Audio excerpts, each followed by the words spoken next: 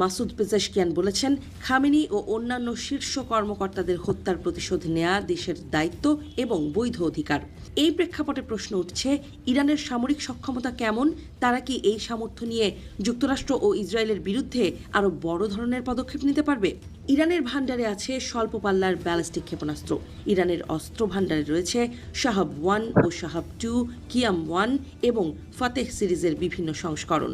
কাছাকাছি সামরিক ঘাঁটি বা আঞ্চলিক লক্ষ্যবস্তুতে দ্রুত আঘাত হানার জন্য এগুলো তৈরি করা হয়েছে। উপসাগরীয় অঞ্চলে মার্কিন সামরিক উপস্থিতি থাকায় এই ধরনের ক্ষেপণাস্ত্র তাৎক্ষণিক হুমকি তৈরি করতে পারে। মাঝারি পাল্লার ক্ষেপণাস্ত্র ব্যবস্থাও আছে ইরানের। শাহাব 3, এমাদ, গদর 1, খোররাম শাহর এবং সেজ্জিল এই শ্রেণীতে পড়ে। এগুলোর পাল্লা প্রায় ১৫০০ থেকে ২০০০ কিলোমিটার পর্যন্ত বিস্তৃত। এই সক্ষমতায় ইরান ইসরায়েলের মূল ভূখণ্ড পর্যন্ত হামলা চালাতে পারে।